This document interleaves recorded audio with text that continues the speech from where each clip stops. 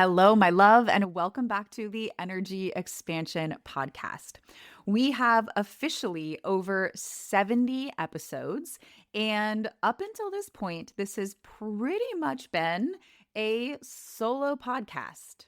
Just me and you, and I've loved it. And one of the things that I'm going to be weaving in this year is more guests. I didn't feel compelled or inspired to bring on a lot of different people last year. I really only brought on one person last year, which was my oldest daughter, Haley. And so this year, I'm so excited to be bringing on some of my favorite people. I'm actually in a space where I'm like, okay, let's do this. Let's open up the floor a little bit more. And I think honestly, when I listen to podcasts, which funny enough, I don't listen to a ton, I really just like to hear from the host. I find myself personally skipping over a lot of the guest expert episodes unless the guest really speaks to me. And so that being said, when I open up the floor and hand the mic over to my guests, they are really, truly the best of the best. Like, you are not going to want to skip a single guest episode. I promise you that. And so this is our first guest episode of 2026, our second guest ever. And it's someone who means the whole wide world to me, someone who I spend a lot of time with. So I'm really excited to introduce you to my other daughter. Her name is Hannah. Do you want to say hi? Hi, Hannah. Are you excited to be here today? Yeah. You have been wanting to be a guest since we had Haley, huh? Yeah, because the first time you did it with Haley, you did it, but you didn't click record. So you guys were upstairs for like 2 hours just doing one without recording. So it was really funny. So I wanted to see if you would actually record this one. Yeah, she made sure that I pressed record. So sure enough, we are here and we're recording. And I just want to remind you, I shared these things with you. So everybody listening, Hannah, did I give you any questions ahead of time? Did I tell you anything before we started? No. Do you have any idea what I'm going to ask you? No. Okay. So there's no reason to be nervous. Do you need to take a deep breath? Yeah. Okay, take a deep breath. Very good. You want to shake it out? I can't stop smiling. You can't stop smiling. Oh my goodness. Yeah. So there's no right or wrong. You can't mess it up. You're just going to speak from your heart. Okay. So aside from your older sister being on the podcast and you thinking it was really funny that I recorded half and then forgot to record the second half, so then we had to re-record the second half, why do you feel excited to be on the podcast today? Because I thought you would ask me like a question like, do you think I'm the best mom ever? And I would answer yes. Oh my gosh, that was so sweet. So you thought I would ask you, am I the best mom ever? Yeah, or like a question like, what do you think about me? Okay. Well, let's start there. So you agreed, you said yes, that I'm the best mom ever. And then you thought I would ask you the question, what do you think about me? Yeah. Okay, tell them what you think about me. Tell me and them what you think about me. I think you're kind, funny, smart, and very creative. Thank you. I love doing creative things with you. We just did a big craft project yesterday, huh? Yeah, because at school, I need a Valentine's Day box for our Valentine's Day party. So I really was excited for you to help me with that. Awesome. And it turned out so good, huh? Yeah. Okay, cool. Let's see. So Hannah, you're a middle child. You're 10. Mm-hmm. And what grade are you in? Fourth. What's your favorite thing about fourth grade? I don't really have a favorite, just seeing all my friends from last year. Seeing all your friends. You have quite a few like really good friends. Yeah. And I don't want to hurt any of your other old teachers' feelings, but is your teacher this year your favorite? Yeah. Yeah, you told me that you love your fourth grade teacher. And what are you most excited about? You're way more than halfway through fourth grade.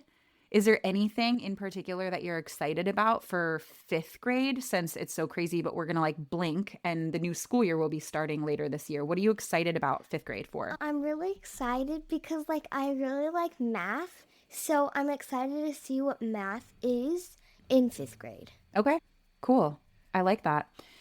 There is a story that I like to tell. There's a few stories actually from my past, stories about my life that are really like big defining moments. And therefore, I like to tell those stories because I think our stories shape us. And I'm again putting you on the spot here because you didn't know what I was going to ask you. But do you know what one of my all time favorite stories to tell is? No. It has to do with you. If I had a favorite story to tell about you, what do you think it would be? When I was little, I was running on a gymnastics mat, and my mom called me, and I looked back, and I just kept running the other way, and then I tripped over nothing. Okay, that's like one of the most hilarious moments I've ever captured. If I would have put that on or submitted it to America's Funniest Videos, is that what that show's called that you like to watch? They still have that. If I would have submitted that, that probably would have won. I need to find that. Do I have your permission to share that on my social media Yeah. if I can find it? Okay, so it's not that story. It is my all-time favorite story to tell, and it is the story about how you came into the world. Oh. What do you know? Give me the details. What do you know about how you came into the world? So I know that you were standing up and I blasted out. That's it. That's all you know? Yeah, kind of. Where was I? At our house. I was at home. Yeah. I just recently, we don't have to go into all of it. I have some more questions about this. Okay, so you know I was standing up and you know that you blasted out. Yes. That's all you know? Do you know anything else? Nothing that I can remember. Okay, nothing you can remember from the day you were born. So for anyone tuning in and you're curious, I just recently, when I say recently, I mean within the last like 2 or 3 months, recorded an episode about each of my 3 birth stories. It's one episode where I go into all of them, but the birth story with Hannah, my middle child, so she's right in between her older sister who's 12 and her little brother who's going to be 4, gosh, in 1 month. That's so crazy. She was an unplanned at-home birth. So, what do you know? Oh, I also know that I came out of you early. Yes, all 3 of my kids came into the world early. You and your sister both came almost 4 weeks early. So that's like really, really early, I think. You were fully baked. You weren't premature, but the term is called preterm because you're not necessarily full term until you're 36 weeks. 36 to 40 weeks is considered full term, and you and your sister both came on the exact same gestational day, which means you were in my body for the exact same amount of time. So you both came into the world at 35 weeks and 6 days. So you definitely came early, and I was not planning on having a home birth. I was planning on going to the hospital, but you decided you were going to come so fast, as you like to say. You blasted out that there was no way we were going to make it to the hospital. So I literally had to catch you with my own 2 hands, and it was just me and you. Just me and you. I recently heard someone say that the way that you're born helps to determine the way that you move through the world. Like there's something connected to how you're born, how you come into the world, and then how you move through the world. And so I'm really curious when you think about what you know about your birth story and then just like you as a human, do you connect to that? I don't know if there's any proof or any science to that, but I just heard that a few weeks ago and I thought it was interesting and it made me think of you. What do you think about that? I do think that I blast through the world a couple of times. Most of the time, I lose the memory of the bad times, which makes me feel good because I don't remember anything from that. Okay. Yeah.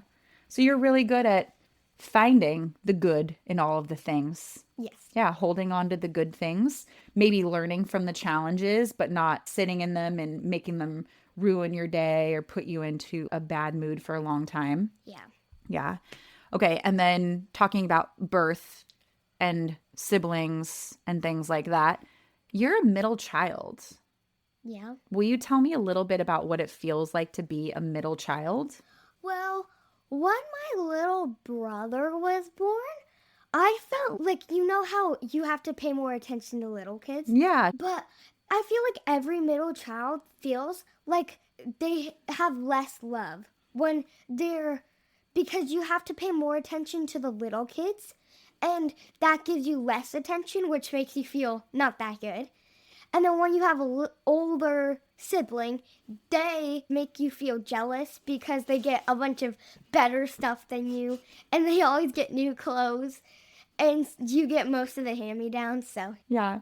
So you initially felt that way when your little brother came. And I remember talking about this when you guys were little, that like he's basically this blob that can do nothing. And so remember, we have to do like a lot of things for him. Now that he's older, I mean, he's not even 4 yet. He'll be 4 in a month. So he still needs like extra help with things, but he has consequences and he gets in trouble and he gets treated not like a little baby all of the time. Does it feel different now? yeah, but one thing I noticed a lot is he's a bad boy. No, So he's not. yeah, so he gets in trouble sometimes and gets on a timeout, and he'll say no to you and dad sometimes, and that's bad. But I have been looking at what he's been doing, and he's been doing better, except when he was littler and he got on more timeouts, he would always cry. Like, you can't cry about that.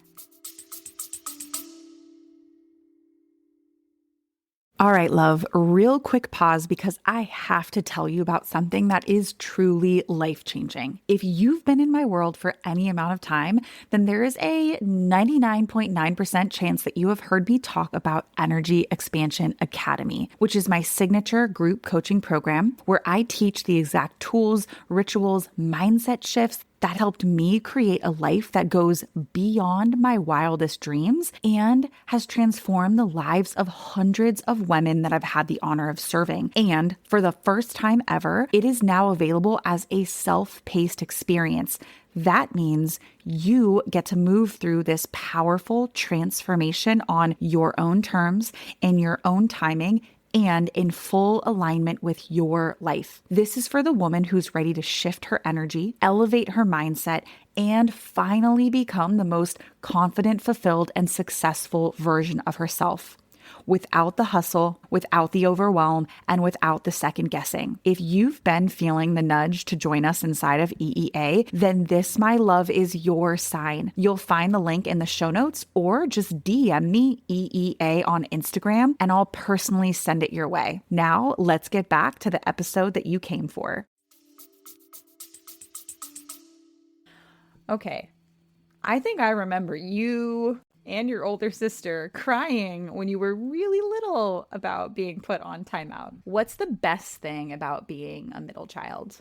Well, I really like the stuff I get since I'm 10, and I feel like all our cousins are either like younger than me or like in the middle of me and Haley.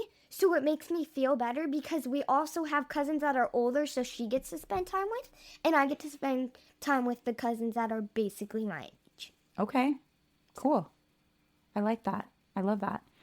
When you think about what it is that you want to do when you get older, like after school is said and done and you're stepping into adulthood and you get to choose whatever you want to do with your life, what are some things that you are considering? Have you considered anything? Like, do you have any ideas of what you want to be? Yes. Okay, what do you want to be? So me and my friends want to open like a hair salon and do nails and hair. And I kind of want to be a police officer. A police officer and a hairstylist. And the president of the United States of America. Okay, you want to be a hairstylist, a salon owner, hairstylist, a police officer, and the president. Yes. Yeah. Are there any topics that you want to talk about? Not really. Not really? Okay, can I just keep asking you questions? Mm-hmm. Okay. When I think about you, Hannah, and even when I describe you, when people ask me about my kids and what makes each of my kids who they are, one word that I say a lot is confident for you. I feel like you're really confident. Do you feel like you're confident? Yeah, because when me and my sister were little, we had this little business and we went to the entrepreneur little shop. The Kidpreneur program, Yeah. right? And what was your business called? The creative H's, because my sister's name starts with the H and my name starts with the H. And you were telling us about confidence. Oh, and I feel really confident in everything I do because when I try to give up, my body just doesn't like me to. Okay. And what's your definition of confidence? What does confidence mean to Hannah? Never give up and always stay positive in whatever you do, even if somebody tries to bring you down. Wow. Okay. For somebody who maybe is not as naturally confident as you are, like if confidence is something that they're struggling with, is there anything that you would say to help them practice becoming more confident? Some people get bullied for being too confident. So I think if that happens and somebody just loses their confidence, I would say always stay happy even if somebody bullies you and always do what you love. Got it. When do you feel you're most confident? At school, and I used to do gymnastics, so at gymnastics. And why did you stop doing gymnastics? Because I've done gymnastics since I was like 3, but I wanted to try something new, like volleyball. So we're going to get you signed up for volleyball. Yeah. Yeah. Okay. How do you think your friends would describe you to other people? Well, sometimes, like even to my friends, I feel bad for them, but sometimes I be a little bossy because, like, I love to get my way, but I learn lessons too.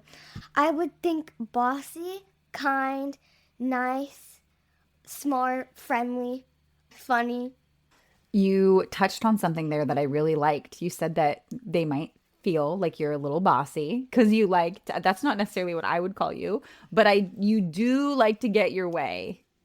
And I know some people who like to get their way so much that they do get it by crying and bossing other people around. Do you get your way when you cry and boss people around? Nope, I've learned that a lot of times. Yeah. What do you think kids understand about life that grown-ups forget sometimes? Well, some kids know more about God than grown-ups. And I feel like grown-ups should read more of the Bible because they work, so they have less time. But my teacher, he reads every night part of the Bible and he prays with his wife. So I think grown-ups should do that because some kids do that too. Do you have a favorite Bible verse? Yeah. Will you tell us what it is? John 3:16. For God so loved the world that he gave his only begotten Son, that whoever believes in him should not perish but have everlasting life. I love that. Thank you. That's so good. What do you do when you have big feelings that you don't know what to do with? Well, most of the time I have happy feelings, but what I would do is I have stress balls and I just squeeze them because like I get so excited that I don't want to hurt anybody. So I just put my anger out on a stress ball. Well, not anger, but like happiness. Your overwhelming happiness? Outside, I love that you said the biggest feeling and the thing you feel the most is happy. That's amazing. Are there any not so great feelings that you feel sometimes? Anger. Anger. When you feel a lot of anger, what do you do to try to help yourself with the anger? Well, most of the time, like me and my friends get in a fight, so that's why I have anger. So what I do is I try to write them a note and I'll be like, I'm sorry for what I did. So like I won't be angry anymore when we like start talking back to each other. What do you think makes someone a good person? I think somebody who's a good person, like what makes them a good person is being kind to others. And always believing in Jesus and always being helpful and happy even when times are bad. Tell me about your relationship with Jesus. Well, I really want to get baptized because I really have my heart on Jesus right now. And I really like reading the Bible. And I did this thing.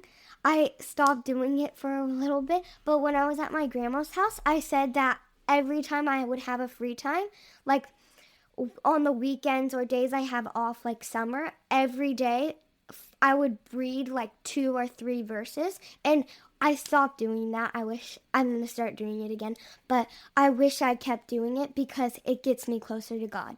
Yeah. What is life like for someone who has a relationship with Jesus versus maybe someone who doesn't know Jesus?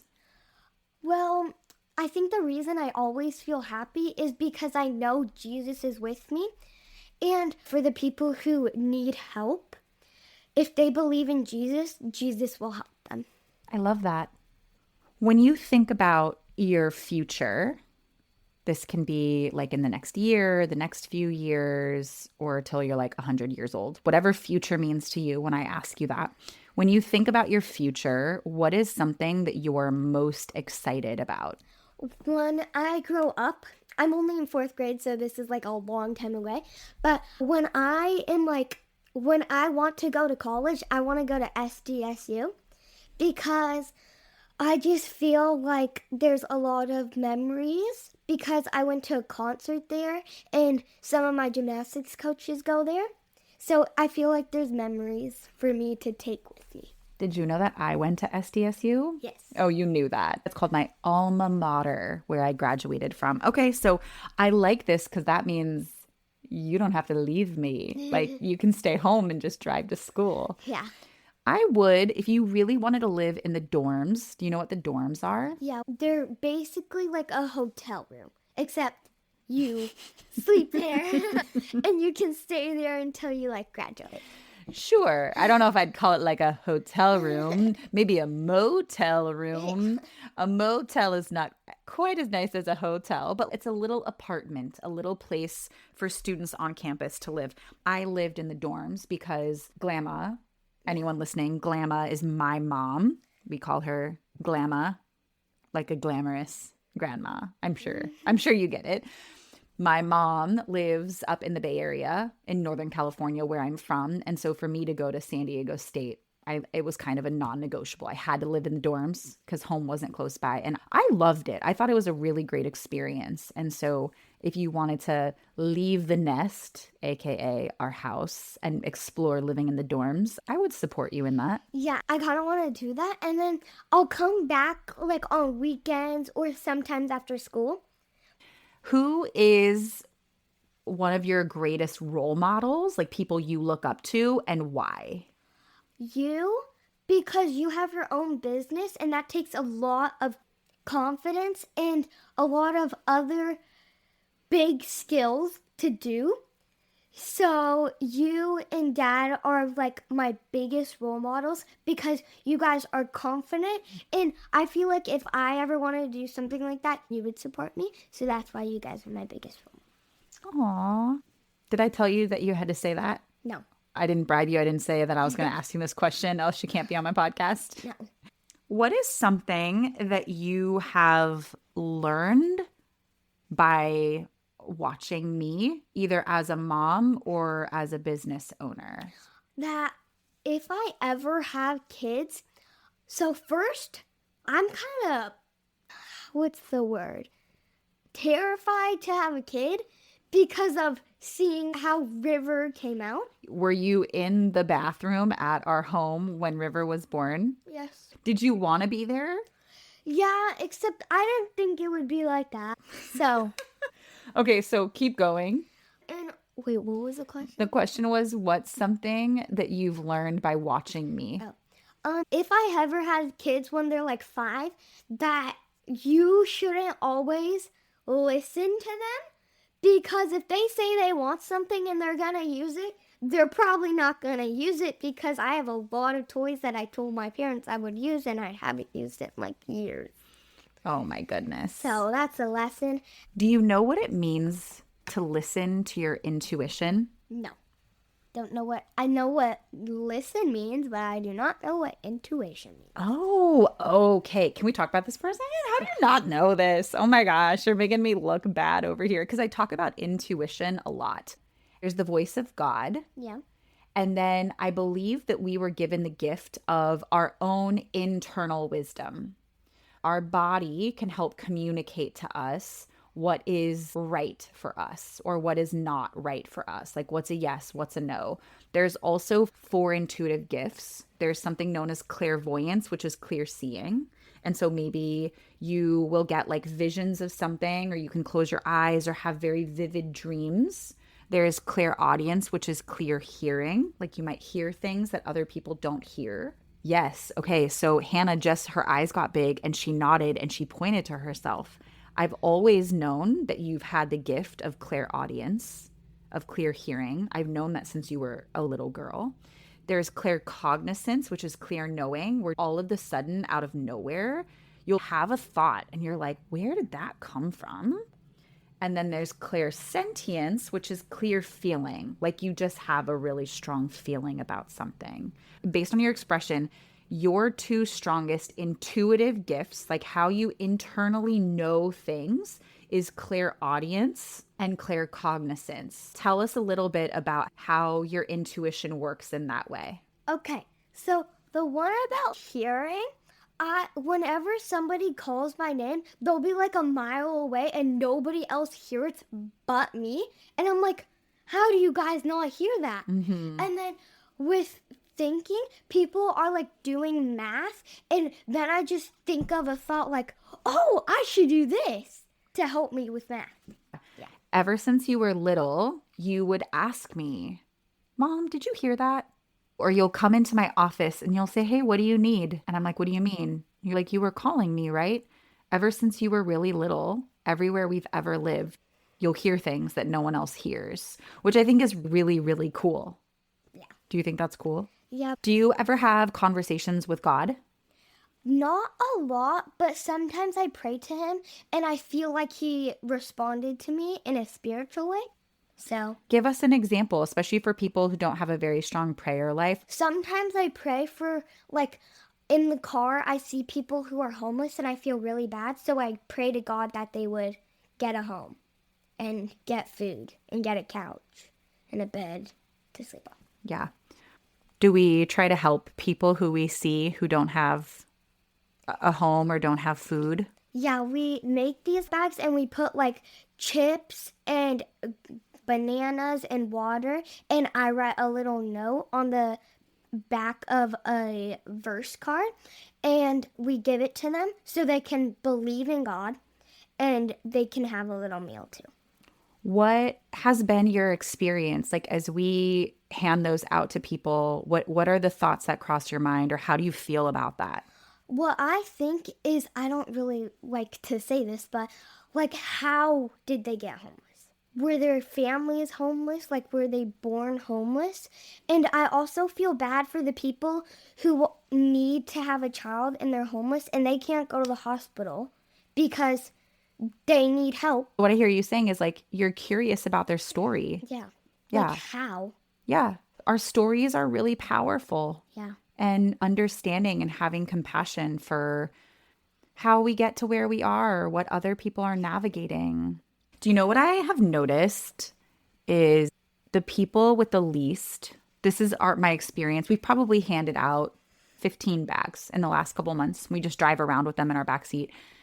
I'm curious if you notice how grateful they are. Yes, I do. They'll smile and you will be like, look back and see if they're smiling, and I'll just see them smiling and they'll look inside and I can see their faces and they'll be so grateful.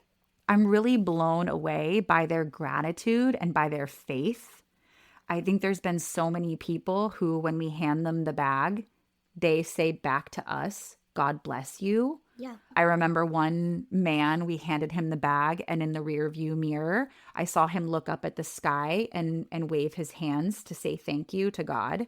And so I just think that there's something really, it's just moved me in a beautiful way, because I feel like people with so little, it would make sense for them to not have faith. It would make sense for them to be mad at God, right? Be mad at life. And there's probably a lot of them who are, and I wouldn't blame them. But in our experience, most of those people seem like they're people of faith, like people who have hope, people who believe in something bigger. And I just think that's really inspiring because I think that when you have so many things, like we have everything we need, right? Yeah. I feel lucky, but sometimes I think I take it for granted. Do you know what that means? Yeah, like like you want more, Yeah. but you have enough. Yeah. And there's nothing inherently wrong with wanting more and dreaming big and having desires, and we make vision boards. But I think it's a slippery slope when you want more, but you're not able to be grateful for what you already have, right? When you want more, but you can't acknowledge all of the blessings in your life. That's the slippery slope. What do you think about that?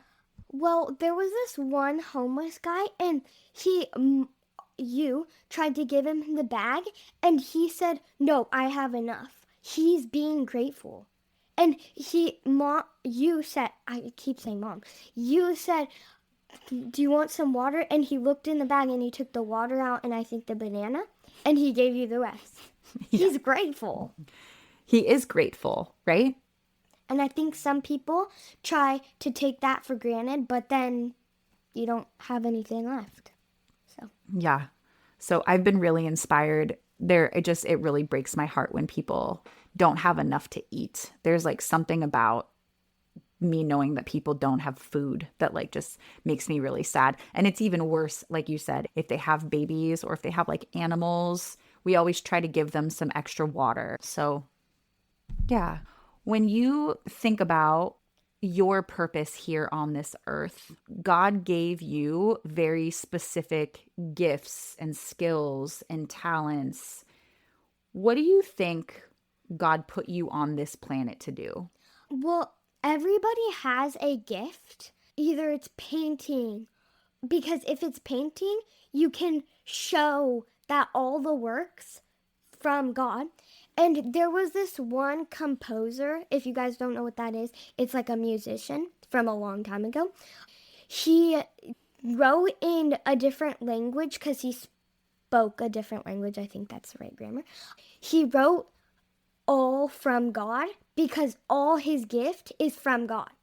So I think that I came on this earth to show people in a sport, in painting, in drawing, that Jesus is a savior. He died on the cross, whether it's painting a cross or just telling the gospel, that everybody has a gift that they can share about the gospel, but some people don't. So I feel like I'm going to be one of those people now and when I grow up where I do whatever I can to show the gospel. I love that.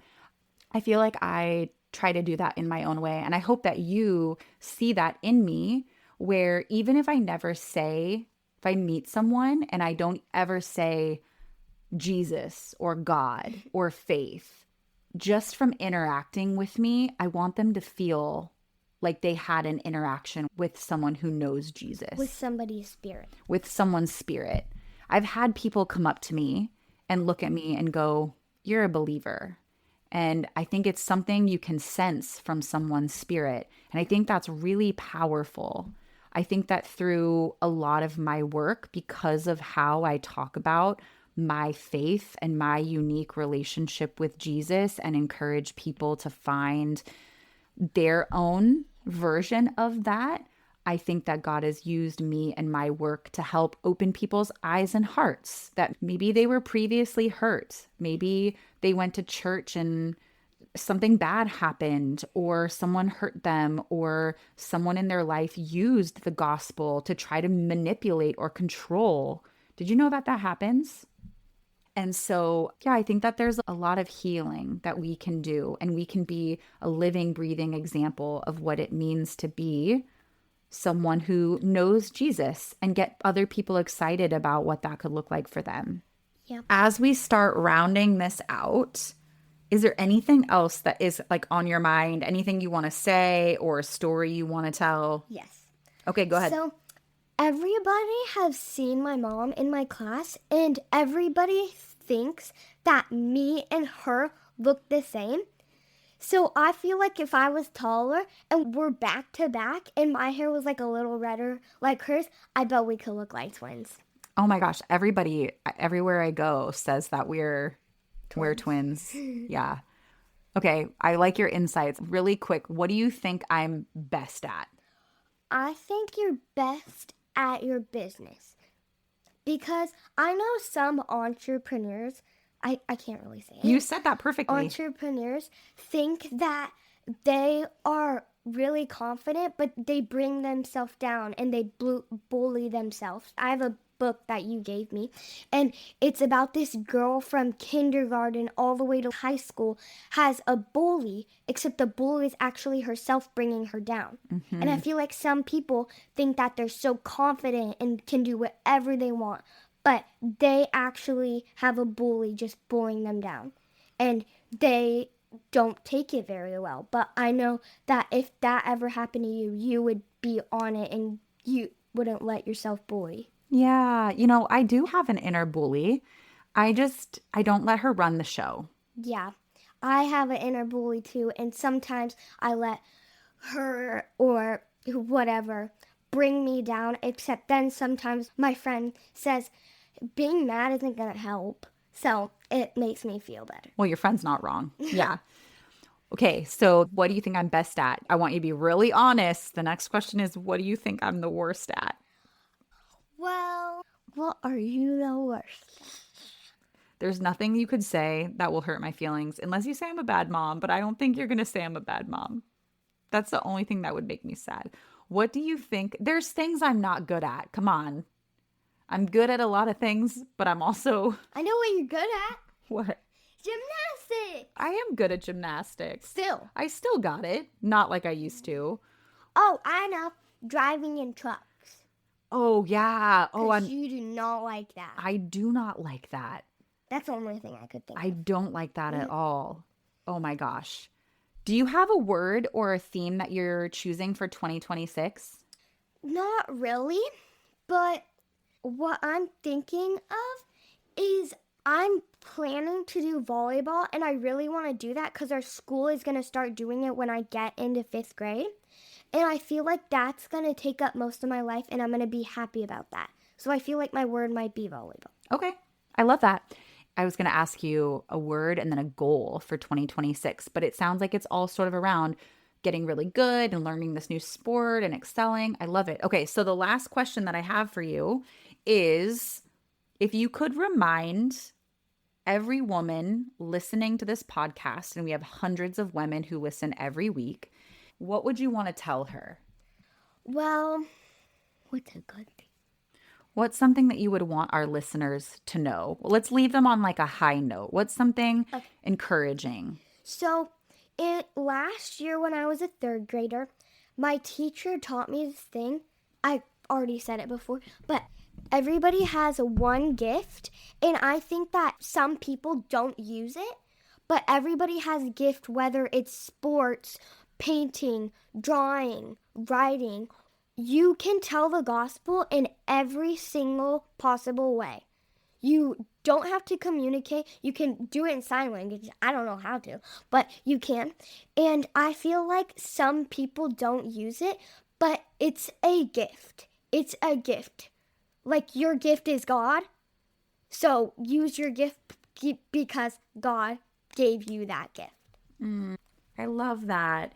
And there's something so fulfilling and life-giving when we are generous with our gifts, when we can figure out ways that we can make the lives of people around us and the entire world better, and then we commit to doing our part. There's, I think, like no greater feeling in the world. Yeah, or like helping somebody find their gift if they don't know what it is. Like my friend got me into volleyball, and I think I'm going to do that until I'm in like high school. Yeah. So I think that's going to be a big part of my life, and she helped me find what I think is going to be a huge gift for me. Yeah.